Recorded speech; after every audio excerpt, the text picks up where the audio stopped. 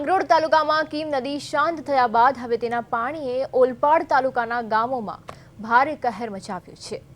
ઓલપાડના બોલાવ નજીક સ્મશાન અને ફાર્મ હાઉસ પાણીમાં ગરકાવ થઈ ગયા છે, જ્યારે કીમ ઓલપાડ સ્ટેટ હાઈવે 65 પર આવેલું પ્રખ્યાત તાળવાળા મામાનું મંદિર ચારે બાજુથી પાણીથી ઘેરાઈને બેટમાં ફેરવાઈ ગયું છે। વાહન ચાલકો અને આસ્થાના કેન્દ્ર સમાન આ મંદિર ફરતે પાણી ભરાઈ જવા છતાં શ્રદ્ધાળુઓની શ્રદ્ધા અડગ જોવા મળી રહી છે।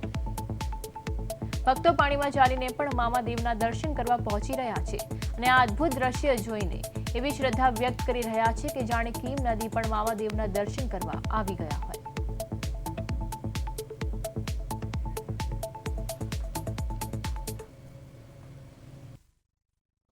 સુરત અને ભરૂચ જિલ્લાના ખેડૂતો માટે જીવાદોરી સમાન કીમ નદી ગાંધીટૂર બની છે, કારણ કે ઉપરવાસમાં ભારે વરસાદ પડ્યો હતો અને ભારે વરસાદના કારણે કીમ નદી ઓલપાડ અને માંગરોળ તાલુકાના ગામોમાં ફરી વળી છે અને એના જ કારણે જ્યાં જુઓ ત્યાં જળબંબાકાર જેવી સ્થિતિ છે।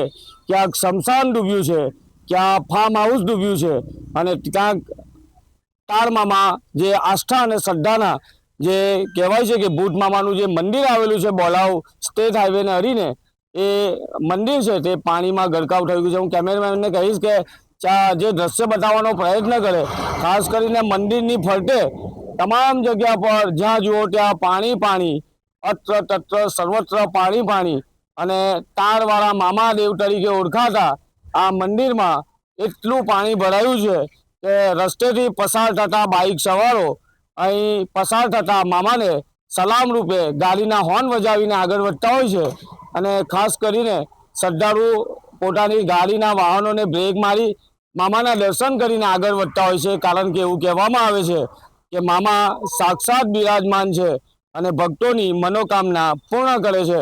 પરંતુ આજે જાણે કીમ નદીના જે પાણી છે, જે મામા દેવના દર્શન કરવા માટે જાતે આવ્યા હોય એમ મંદિરની ફરતે કીમ નદીના પાણી ફરી વળ્યા છે અને જે તાળવાળા મામાદેવ તરીકે ઓળખાતું આ મંદિર આજે પાણીમાં ગરકાવ થઈ ગયું છે અને જ્યાં જુઓ ત્યાં પાણી પાણી।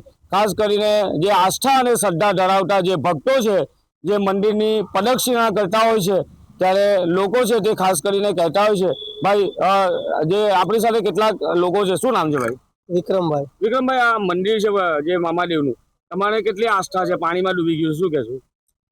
એની એટલી સુવિધા કરો કે પાણી નીકળી જવું જોઈએ। આ મંદિર પ્રત્યે તમને આસ્થા છે? આસ્થા છે। ને દર્શન કરવા તમે ગાડી લઈને જાઓ તો અહીંયા દર્શન કરો છો? દર્શન કરીએ આ છીએ। પાણી કીમ નદીના ભરાય? કીમ નદીના ભરાયેલા છે। અમે અમરોલી થી આવે તે આ બાજુ નીકળીએ ને તો આપણે દર્શન પેલા કરતા દર્શન કરીને આગળ જાઓ? આગળ જાય। અચ્છા, પણ પાણી ભરાઈ ગયા છે? પાણી ભરાઈ ગયા છે, આપણે દર્શન તો કરવા જવો તમે? જવાનું જ છે, પાણીમાં જવાનું છે। જે રીતે કહી રહ્યા છે કે અમે તાળવાળા મામા પ્રત્યે અમારી આસ્થા છે અને આસ્થા અકબંધ છે।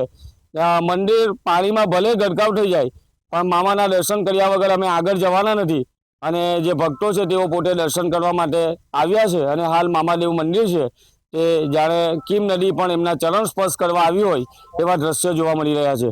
કિરણસિંહ ગોહિલ, પ્રદેશ 24 ગુજરાતી, સુરત।